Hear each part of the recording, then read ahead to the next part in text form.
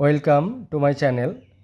সকাল সকালই আমি তোমাদের সামনে একটি ভিডিও নিয়ে চলে এসেছি, যেটা আশা করি অনেকটাই হেল্পফুল হবে যারা এই মুহূর্তে গ্র্যাজুয়েশন সেমিস্টার ওয়ানে অ্যাডমিশন নিয়েছো এনইপি বা ন্যাশনাল এডুকেশনাল পলিসির যে রুলস অনুসারে।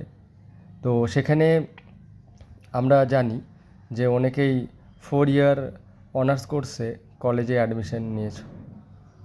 তো সেই যারা অনার্সে অ্যাডমিশন নিয়েছো 4 ইয়ার্স এই কোর্সে, তাদের জন্য এই ভিডিও।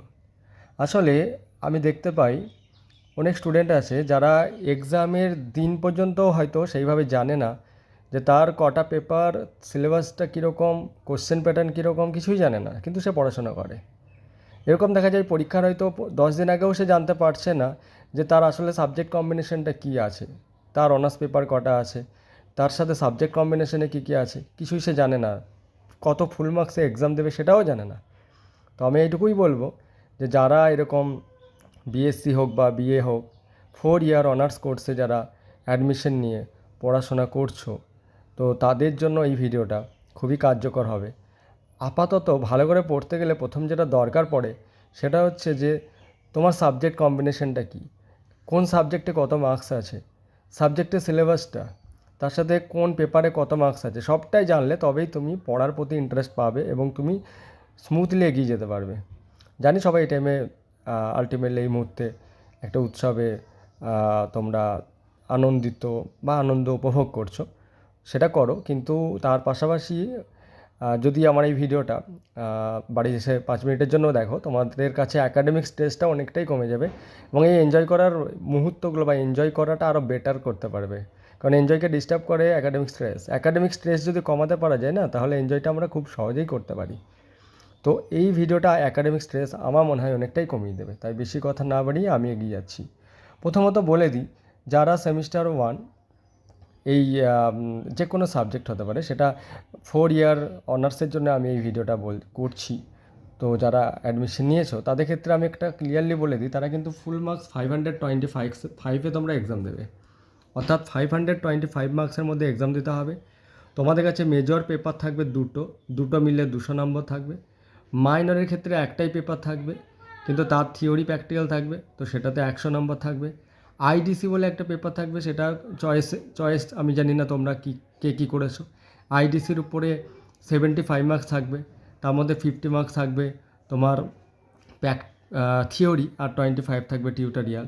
আর এইসি ওয়ান বলে একটা কম্পালসারি সাবজেক্ট, সেটা ইংলিশ বাংলা যে কোনো হতে পারে, সেটা 50 মার্কস থাকবে, 25টা কোশ্চেন থাকবে এমসিকিউ।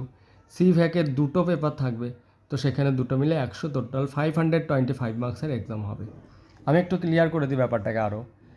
এই যে দেখা যাচ্ছে মেজর সাবজেক্ট, অর্থাৎ আমরা দেখতে পাচ্ছি এখানে মেজর সাবজেক্টে বা অনার্স পেপার যেটা, দুটো পেপার থাকবে, একটা সিসি পেপার।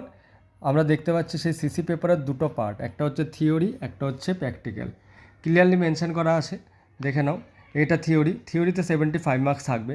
মার্কস ডিস্ট্রিবিউশন কেমন কী থাকবে সেটা আমি পরে আলোচনা করব, কারণ এটা সাবজেক্ট টু সাবজেক্ট ভ্যারি করে। আর সিসি 1P মানে সে তারই মানে কোর কোর্সেরই একটা প্র্যাকটিক্যাল পেপার থাকবে, যেটা 25 মার্কস থাকবে।